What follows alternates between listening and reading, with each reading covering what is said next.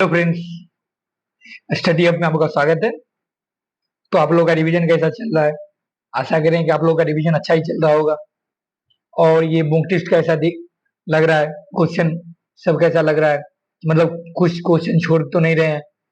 एकदम बेसिक से क्वेश्चन उठा रहे हैं, और मतलब एक चैप्टर से जितना क्वेश्चन बने, मतलब फैक्चुअल से फैक्चुअल और कंसेप्ट से कंसेप्ट जो बने वो सारे क्वेश्चन आप लोग के लिए लेके आ रहे हैं। ठीक, तो आशा कर रहे हैं कि मॉक टेस्ट भी सही लग रहा होगा आप लोगों को। और ये एमसी बिहार भूगोल से ही आप स्लाइड पे देख रहे होंगे, और ये एमसीक्यू का 17वां है।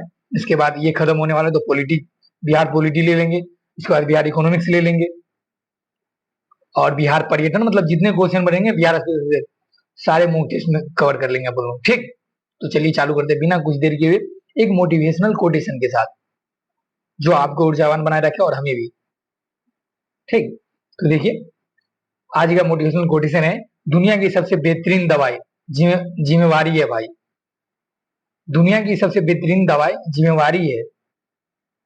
एक बार पी लीजिए, जिंदगी भर थकने नहीं देगी। जब होता ना कि ज्यादा पढ़ लिए हो गया, थकान हो गया ये, तो जब आदमी पे जिम्मेवारी रहती है ना भाई, तो थकान का कोई मतलब नहीं, थकान फर्क ही नहीं पड़ता। होता ना कि मतलब कोई पढ़ाई में इतना व्यस्त हो गया है कि दुनियादारी से कोई मतलब नहीं।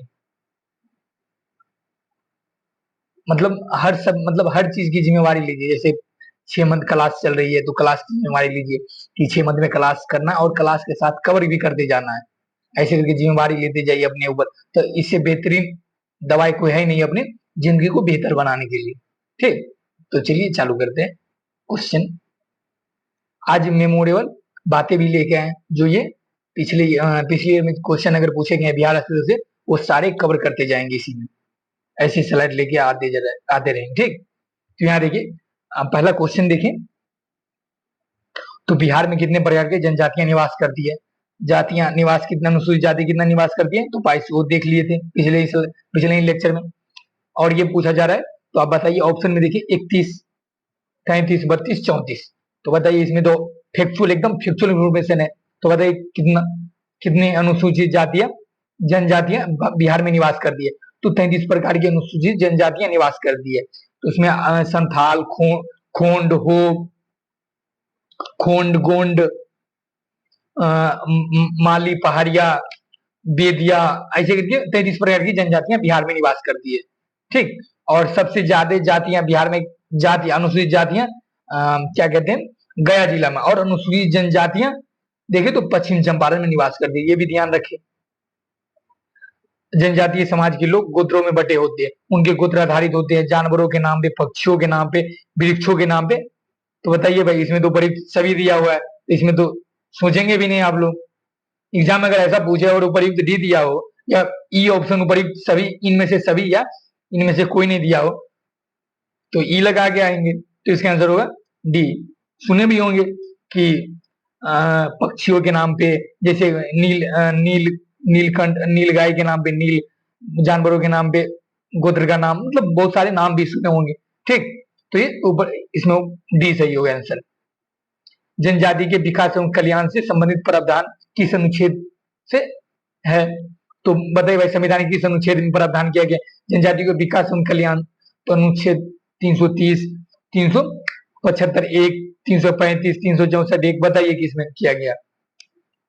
तो पहले ये जान लेते हैं भाई कि 330 में क्या व्याख्या किए गए। तो ये देखिए, तो लोकसभा में अनुसूचित जनजातियों और जातियों के लिए सीटों का आरक्षण की व्यवस्था किया गया। इसमें आरक्षण की व्यवस्था की गई है लोकसभा में। ठीक, लोकसभा में। और 275 में देखिए, तो ये संघों द्वारा अनुदान दिया जाता है उन राज्यों को, जहां अनुसूचित जनजाति की स्थिति कमजोर होती है, और उससे उसकी स्थिति को मजबूत करने के लिए, उसकी दयनीय स्थिति को मजबूत करने के लिए संघ द्वारा अनुदान दिया जाता है। इसकी व्याख्या 275 एक में किया है, जिससे उस जनजातियों का कल्याण हो सके, विकास हो सके। तो ये इसका आंसर तो अपन लोग को यही दिख गया, लेकिन हम ये भी जान लेंगे कि 335 में क्या व्याख्या किया गया है। तो यहाँ देखें, तो सरकारी नौकरियों में पदों पे उसके नियुक्तियों के लिए अनुसूचित जाति और जनजातियों के लिए कुछ विशेष प्रावधान या दावा का प्रावधान किया गया है। तो ये 335 में किया गया है। और 364 एक में देखें, तो ये कुछ राज्यों में देखें तो जनजातीय कल्याण मंत्रियों के लिए एक मंत्री नियुक्ति की व्यवस्था की गई 364। इसका आंसर होगा आपका बी। ठीक, तो विकास के लिए पूछा जा रहा है, तो ये 275 एक इसका आंसर हुआ। अगला देखिए, जनजातीय समाज में लड़के की ओर से विवाह के समय लड़की को दिया जाता है वधु मूल्य, भोजन, वस्त्र, आभूषण। तो क्या दिया जाता है लड़के की ओर से विवाह के समय लड़कियों को? तो वधु मूल्य दिया जाता है। ठीक, तो इसका आंसर होगा, आप लोग ब्याह शादी में देखेंगे, इसे समझाने की जरूरत हमको नहीं लग रहा है कि पड़ेगा। ठीक, तो इसका आंसर होगा ये। देखिए, जनजातियों के प्रधान देवता क्या कहलाते थे? प्रभु, बोंगा, ईश्वर, देवता। तो सिंह बोंगा का नाम सुने? देखिए यहाँ बोंगा लिखा है लेकिन सिंह बोंगा नाम रहा, सिंह बोंगा नाम आप लोग सुने होंगे। तो देखिए सिंह हटा के बोंगा दिया हुआ, तो वो लोग बोंगा मतानुआई जनजाति लोग होते हैं। वो बोंगा, एक बोंगा को प्रधान देवता मानते हैं ये लोग। ठीक, इसे ही जीव और सजीव और निर्जीव के सृजनकर्ता के रूप में ये लोग मानते हैं। किसको? तो बोंगा को। और कहीं कहीं सिंह बोंगा भी लिखा रहता है, ये भी ध्यान रख लेंगे। इसका आंसर होगा बी। छठा देखिए, जनजातीय समाज में पर्व त्योहार है। जनजातीय समाज में पर्व त्योहार कौन कौन सी है? सरहुल, कर्मा, खुंड पूजा, तो उपयुक्त सभी। तो इसमें उपयुक्त सभी दिया, अपन लोग को रिवीजन भी किए थे। सरहुल जनजातीय समाज की मुख्य त्योहार होती है, खुंड पूजा होती है, कर्मा पूजा होती है। विश्वकर्मा नहीं भाई, कर्मा पूजा, उन लोगों का कर्मा पूजा अलग होती है। ठीक, तो इसका आंसर होगा आपका खुंड। ये अपने गोत्र खुंड को यहाँ गोत्र खुंड पूजा या गोत्र पूजा कहे तो ये भी हो सकता है। ठीक, गोत्र इसी का मतलब यहाँ दिया हुआ है गोत्र। ठीक, तो चलिए, तो इसका आंसर होगा आपका डी। पदों व सेवाओं में जनजातीय आरक्षण का प्रावधान संविधान के किस अनुच्छेद में किया गया? तो यहाँ पूछ रहा है पदों और सेवाओं में जनजातीय आरक्षण का प्रावधान किस अनुच्छेद में किया गया? तो बताओ भाई। पदों और सेवाओं, यहाँ पहले देख लेंगे पदों और सेवाओं में। तो पदों और अवसर की समानता पदों और में किस में दिया गया? तो अनुच्छेद 16 में दिया गया। लेकिन इसमें देखिए खंड कितना, 4, 1, 2, 3, 4 या 5 में। तो 15(4) में क्या व्याख्या किया गया? 16(4) में क्या व्याख्या किया गया? 19(5) में क्या व्याख्या किया गया? तो ये देखिए, तो समानता का अधिकार की व्याख्या किया गया 15 में, 16 में अवसर की समानता की व्याख्या की गई, 19 में वाक्य अभिव्यक्ति की स्वतंत्रता दी गई है। ठीक, और अनुच्छेद 334 की बात करें तो इसमें देखें तो स्थानों के आरक्षण एवं विशेष प्रतिनिधित्व के पश्चात न रहना, मतलब 60 वर्ष के पश्चात आरक्षण की व्यवस्था का न रहना, इसकी व्याख्या की गई है अनुच्छेद 334 में। तो इसमें पूछा जा रहा है कि मतलब किस खंड में किया गया ये तो मुझे पता है कि पदों में अवसर की समानता की बात की जा रही है, कुछ जाति को आरक्षण की व्यवस्था की गई है अनुच्छेद 16 में, लेकिन किस खंड में की गई यहाँ ये पूछा जा रहा है। तो देखिए 15 ये तो पहले ही कट गए क्योंकि ये समानता की बात करता है। ठीक, ये पदों में अवसर की समानता की बात करता है 16। तो इसका आंसर मतलब ये होगा, ये तो उगा के अभिव्यक्ति की स्वतंत्रता की बात करते हैं, 19 तो होगा नहीं, तो इसका आंसर 16(4) होगा। 16(4) में पदों एवं सेवाओं के आरक्षण की व्यवस्था की गई है। और 15(4) में क्या व्यवस्था की गई है? सामाजिक, आर्थिक एवं शैक्षणिक हितों का विकास करके समानता पर बल दिया जाएगा। ठीक, ये किया गया 15(4) में इस व्याख्या। 19(5) में क्या किया गया? तो संपत्ति के जनजातियों की संपत्ति के हितों की सुरक्षा के लिए राज्य का दायित्व होगा ये। ठीक, जनजातियों के वाद्य यंत्र देखे तो नगारा, टुहिलिया, मांदर, तो उपयुक्त सभी। अपन लोग रिवीजन में इसका डिटेल भी जाने थे। और नांगरा बजाते थे लोग, टुहिलिया उसका वाद्य यंत्र होता था, मांदर होता था, तो इसका आंसर होगा उपयुक्त सभी। ठीक, अब देखिए यहाँ बिहार में जनजातियों की कुल जनसंख्या कितनी है? तो बताइए भाई, बिहार में जनजातियों की कुल जनसंख्या कितनी है? जनजातियों की ना कि अनुसूचित जातियों की यहाँ पूछा जा रहा है, तो बताइए। 13,36,571, 13,36,573, 36,13,572, 74। देखिए 71, 72, 73, 74, तो लास्ट का 2 डिजिट याद रखे और अंतिम का 3 डिजिट याद करके रखिए। एकदम क्वेश्चन ऐसे ही फैक्चुअल इंफॉर्मेशन दौड़ेगा। ठीक, ऐसे ही क्वेश्चन बनेगा ये भाई। तो बताओ भाई इसमें कौन सा ए बी सी डी, कौन सा आपको लग रहा है इसमें कौन सा आंसर होगा, बताइए। तो यहाँ देखिए 13,36,573 जनसंख्या है। ठीक, और सब किस जिला में जनसंख्या बिहार में, तो पश्चिम चंपारण में, ये भी ध्यान रखेंगे। और बिहार की कुल जनसंख्या में जनजातीय जनजातीय जनसंख्या प्रतिशत कितनी है बिहार में। ठीक, तो देखिए 1.2, 1.1, 1.2, 1.3, 1.4। तो देखिए 1, 2, 3, 4 लाइन सीधी हुआ है, तो इसमें कोई चांस है, जैसे ये याद रहता है कि 1 पॉइंट कुछ समथिंग है, तो ये अगर यहाँ 1 पॉइंट और 2 पॉइंट 3 पॉइंट दिया रहता तब तो आप अनुमान लगा के बना सकते थे, लेकिन यहाँ अगर पता नहीं रहेगा तो गलत ही होगा क्वेश्चन। तो इसीलिए यहाँ तो कंफर्म पता रहना चाहिए, इसके बाद ही ऐसे क्वेश्चन आप सही करके आएंगे। ठीक, तो यहाँ देखिए तो बिहार में अनुसूचित जनजातियों की संख्या का प्रतिशत है तो 1.3 है, तो ये ध्यान रखेंगे। ये देखिए बिहार के किस जिले में सर्वाधिक जनसंख्या जनजातीय निवास करती है, तो बताइए भाई बिहार के किस जिले में जनसंख्या निवास करती है। तो पिछले स्लाइड से ही बताते आ रहे हैं कि पश्चिम चंपारण में सर्वाधिक निवास करती है। ठीक, तो इसका आंसर होगा सी। संविधान के किस अनुच्छेद में यह उल्लेख है कि केंद्रीय कार्यपालिका द्वारा राज्यों को अनुसूचित जनजाति के विकास के लिए उपयुक्त कार्यक्रम लागू करे। तो पहले यहाँ देखिए अनुच्छेद 339 में क्या व्याख्या किया गया जनजातियों के बारे में। 275 में देख लीजिए विकास कल्याण के बारे में, संघ सरकार राज्यों को अनुदान देगी, तो 275 तो नहीं होगा, तो ये तो पहले कट कर देंगे जो नहीं होगा। 239 दो देख लेंगे। 338 में देखेंगे कि क्या व्याख्या की गई है, तो देखें यहाँ 339 में क्या व्याख्या की, तो यहाँ देखिए अनुसूचित क्षेत्रों में अनुसूचित जनजातियों के प्रशासन एवं नियंत्रण के बारे में उपबंध किया गया किसमें, तो 339 में। ठीक, 339 में देखे तो केंद्रीय कार्यपालिका द्वारा राज्यों के अनुसूचित जनजातियों के विकास के लिए उपयुक्त कार्यक्रमों लागू करने का निर्देश दिया गया। इसमें क्या पूछा जा रहा है, केंद्रीय कार्यपालिका द्वारा राज्यों के अनुसूचित जनजातियों के विकास के लिए, तो इसका आंसर आपको क्या लग रहा है क्या होगा, तो 339 दो। अगर भाई आपको ये बैकग्राउंड में अगर ये कहानी सब पता रहेगा ना, तो मतलब आंसर निकालने में कठिनाई नहीं होगी एग्जाम हॉल में, मतलब आसान होगा। अगर बैकग्राउंड क्वेश्चन देखा और बैकग्राउंड में चल रहा है कि 275 में तो ये हम पढ़े थे रिवीजन की, तो रिकॉल वहां कर पा रहे हैं, तो 339 में तो ये पढ़े थे भाई, 302 में तो ये पढ़े थे, 338 में तो ये 338 में तो ये पढ़े थे कि अनुसूचित जाति और जनजातियों के लिए राष्ट्रीय आयोग का गठन होगा। इसमें राष्ट्रीय आयोग का गठन होगा, तो भाई ये तो नहीं होगा इसमें, तो इसका आंसर ये भी नहीं होगा, तो इसका आंसर 339 दो होगा, आंसर सी होगा। ठीक, 243 बिहार विधानसभा सीटों में जनजातियों के लिए कितने सीटें आरक्षित है, तो भाई 40 सीटें आरक्षित है, मतलब अनुसूचित जाति जनजाति मिला के तो 38 सीटें अनुसूचित जातियों के लिए आरक्षित है और 2 सीटें अनुसूचित जनजातियों के लिए आरक्षित है, तो इसका आंसर होगा आपका सी।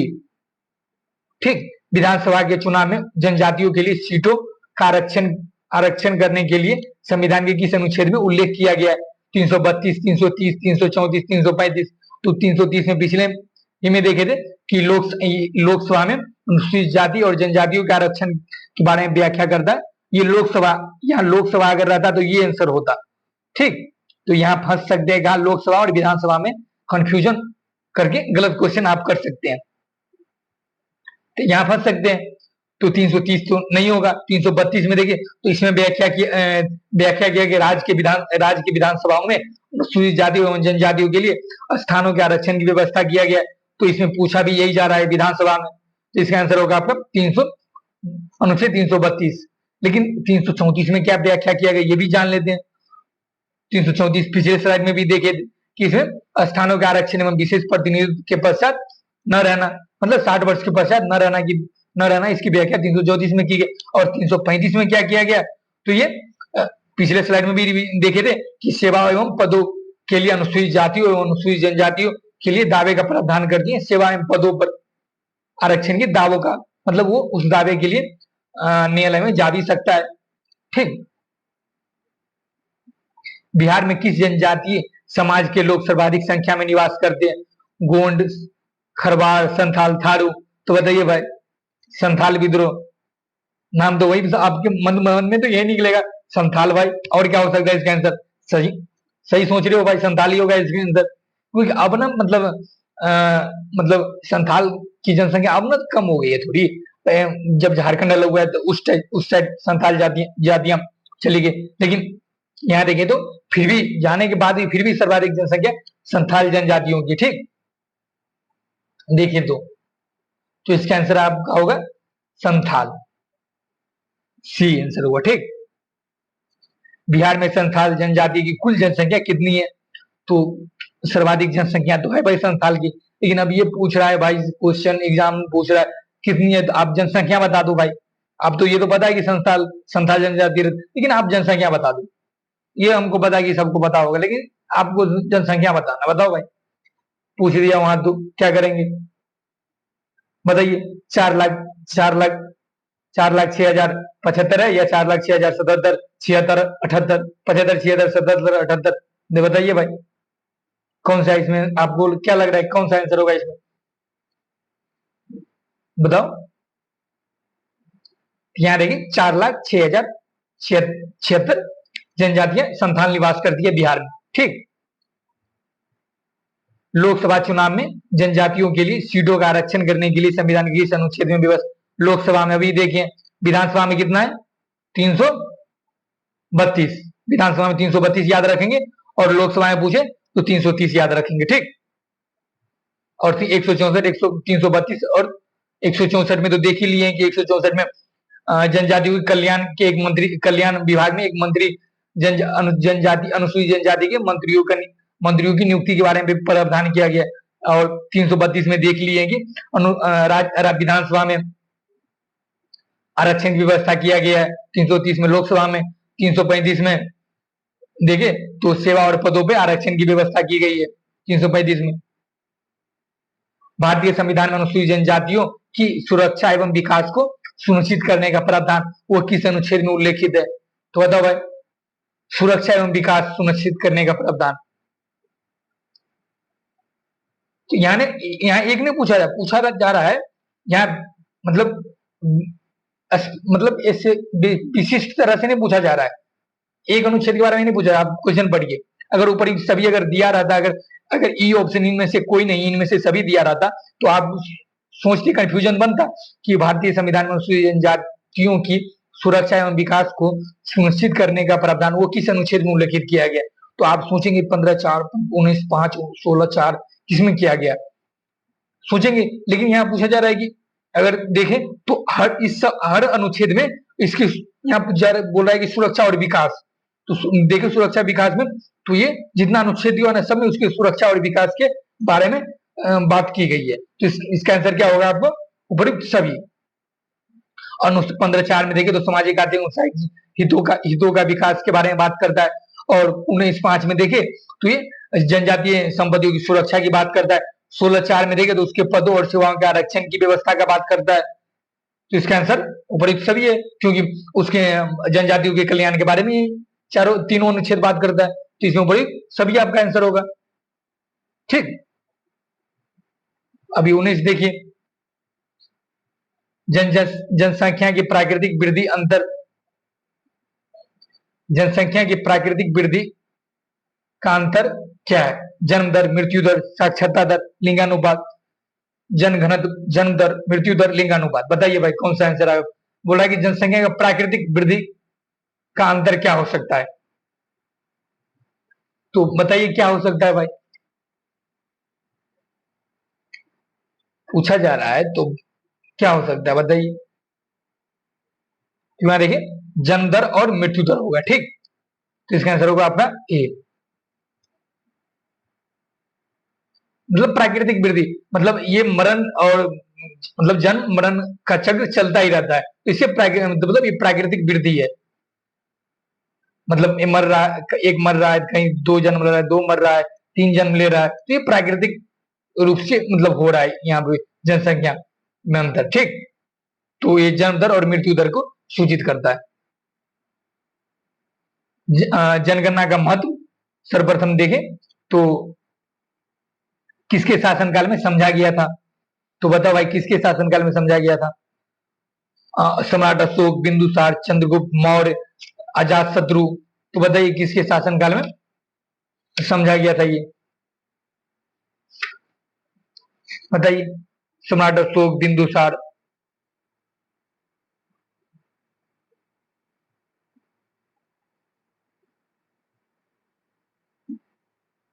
यहां देखिए, इसका आंसर होगा सम्राट अशोक के काल में सबसे सर्वप्रथम शासनकाल में जनगणना महत्व को समझा गया था। ठीक, तो इसका आंसर होगा आपका ए।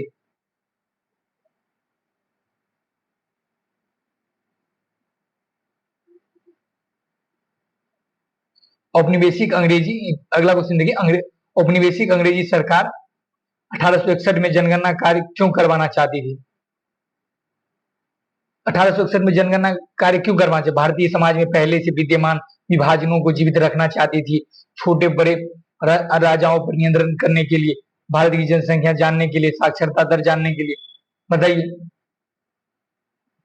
तो ये जनगणना औपनिवेशिक सरकार क्यों जानना चाहती थी? क्योंकि वो उनको सोची तक फूट डालो राज करो की नीति, मतलब खुद में खुद उन लोगों को खुद में अपने आप में लड़ा और अपना काम निकालो और अपना शासन व्यवस्था बस चल दे। तो समाज में विभाजनों को जीवित रखना चाहती थी, इसीलिए वो जनगणना करवाना चाहती थी। इसका आंसर होगा ए। ठीक। अरे जनगणना पता रहेगा कि इतना इतना हिंदू इतना मुस्लिम है, तब तो बता पाएंगे ना भाई। मतलब देखो, अपना जनसंख्या बढ़ा रहा है हिंदू लोग, तुम लोग क्या कर रहे हो? मतलब तुम लोग का जनसंख्या ऐसे की ऐसे है। देखो, मतलब हिंदू वहाँ उन लोगों का, मुसलमान वहाँ अच्छा कर रहा है, मतलब तुम और हिंदू क्या कि यहाँ आगे कुछ और बोल दिया। मतलब कुछ भी ले लो भाई। ठीक। तो वो फूट डालो राजगुरु की नीति तो था ही कि अगर देखो, मतलब हिंदू हिंदू वहां का शासक है, तो देखो हिंदू के बारे में कितना सोच रहा है, तुम लोग को यहाँ से अलग अपना राज बना लेना चाहिए, ऐसे करके मतलब उकसा सकता है। इसलिए तो जब जनगणना बता रहे तब तो कि कितना जनसंख्या में कौन कितना है। यहाँ देखिए, बिहार में पहला जनगणना कार्य कब हुआ था? 1872 से 73, 1881 से 82, 1873 से 74, 1891 से 92। तो बताओ भाई, कब हुआ था पहला जनगणना बिहार में? देखे तो बिहार में पूछा जा रहा है, बताइए कब हुआ था?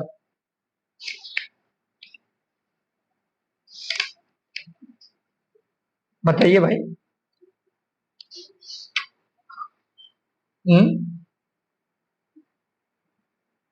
ये देखिए, तो 1872 से 73 के बीच में, उस समय देखे तो लॉर्ड रिपन वायसराय था। ठीक, ये भी ध्यान रखिए, लॉर्ड रिपन 1872 से 73। इसका आंसर होगा आपका एक। और वायसराय कौन था उस टाइम? तो लॉर्ड रिपन के द्वारा चालू किया गया था। ठीक।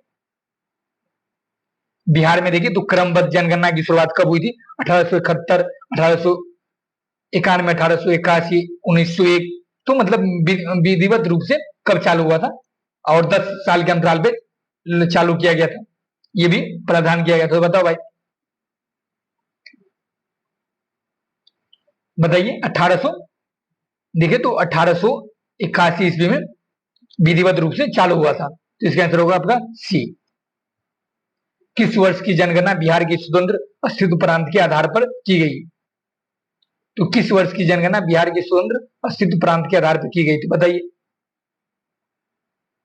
बिहार के स्वतंत्र अस्तित्व के आधार पर 1911, 1931, 1921, 1941।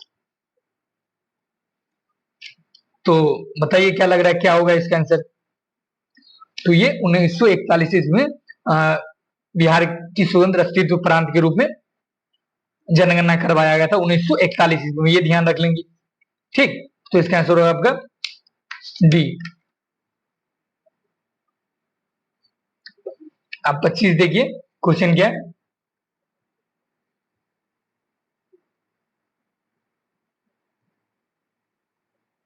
क्योंकि 1901 इसके बारे में देख लीजिए, 1941 में इसलिए क्योंकि 1936 के बाद, 1936 में बिहार को उड़ीसा से अलग किया गया। तो उसके बाद मतलब बिहार का स्वतंत्र अस्तित्व के रूप में 1941 में जनगणना करवाया गया था। ठीक, तो ये देख लिए। अगला क्वेश्चन देख लेते हैं। किस समाजशास्त्री ने जनगणकीय संक्रमण सिद्धांत का प्रतिपादन किया था? फ्रैंक, मैथलस, डब्ल्यू एम थॉमसन, इनमें से कोई नहीं। तो बताइए भाई कौन?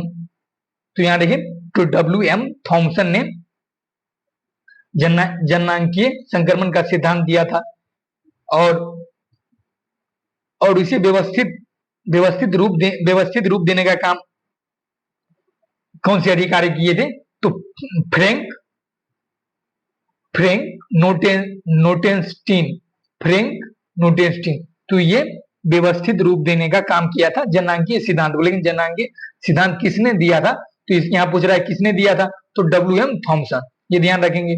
और वो अगर पूछा जाए इसे व्यवस्थित स्वरूप प्रदान किसने किया, तो फ्रैंक नोटेंस्टीन किया था, ये ध्यान रखेंगे।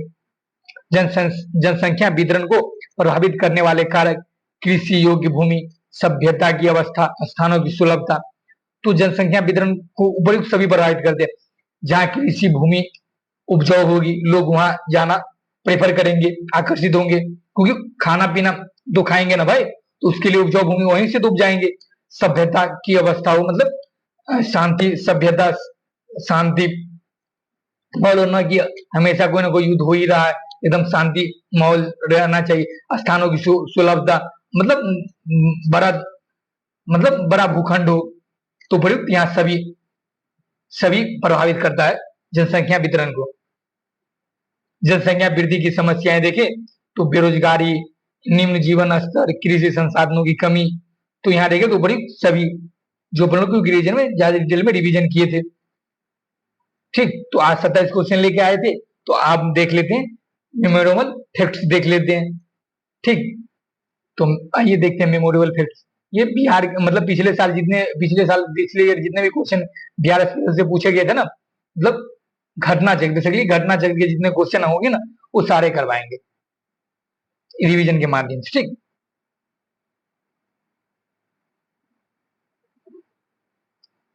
देख लीजिए। बिहार का प्रथम लोकतांत्रिक गणराज, बिहार का नहीं, विश्व का प्रथम लोकतांत्रिक गणराज बिहार का ही पूछे तो लिच्छवी वैशाली। यहाँ देखिए विश्व का प्रथम, तो विश्व का, दुनिया का प्रथम लोकतांत्रिक गणराज पूछे, लिच्छवी वैशाली बिहार, ध्यान रखेंगे। विश्व का प्रथम विश्वविद्यालय पूछे, विश्व का, तो नालंदा विश्वविद्यालय। भारत का नहीं, विश्व का प्रथम वैभवशाली नगर, तो पाटलिपुत्र। विश्व का प्रथम खगोलिक वैज्ञानिक वेता, तो आर्यभट्ट, जिसने शून्य की खोज की थी। भारत के प्रथम राष्ट्रपति, तो डॉक्टर राजेंद्र प्रसाद, जो बिहार के थे। बिहार के जीरानदेही गांव में जन्म हुआ था इनका। संविधान सभा के अस्थायी अध्यक्ष कौन थे? तो डॉक्टर सच्चिदानंद सिन्हा। बिहार संविधान सभा के अस्थायी अध्यक्ष कौन थे? तो डॉक्टर राजेंद्र प्रसाद। ब्रिटिश शासनकाल में प्रथम भारतीय राज्यपाल देखे कौन थे? तो सत्येंद्र प्रसन्न सिन्हा या सत्येंद्र प्रसाद सिन्हा भी लिखा जाता है, ध्यान रखें। ब्रिटिश शासनकाल में बिहार के प्रथम राज्यपाल, बिहार के प्रथम, यहाँ पूछा गया था प्रथम भारतीय राज्यपाल, और बिहार के प्रथम राज्यपाल पूछे तो सर जेम्स शिफ्टन। और स्वतंत्र बिहार के प्रथम राज्यपाल, तो जयरामदास दौलत राम, जो अपन लोग बचपन से पढ़ते आ रहे हैं जनरल नॉलेज में। बिहार के प्रथम राज्यपाल जयरामदास दौलत राम, है कि नहीं?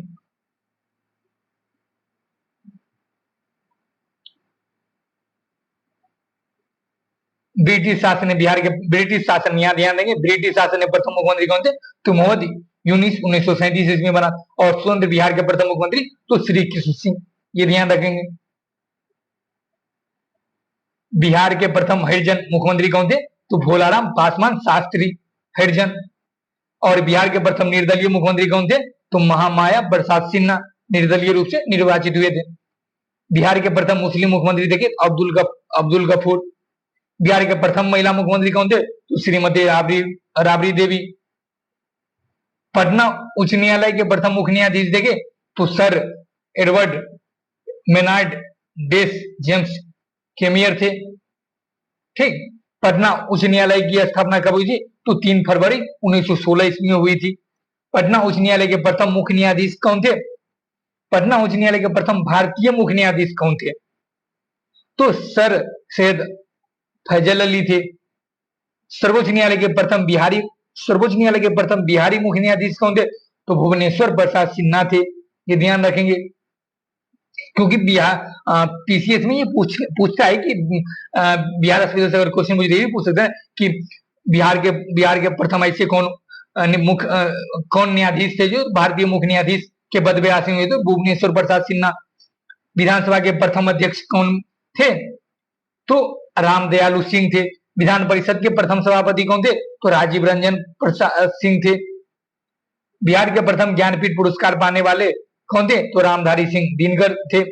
बिहार के व्यक्ति जिन्हें भारत रत्न का सम्मान मिला, तो देखिए, तो डॉक्टर राजेंद्र प्रसाद, डॉक्टर जाकिर हुसैन, जयप्रकाश नारायण, बिस्मिल्लाह खां, और हाल ही में किसको मिला?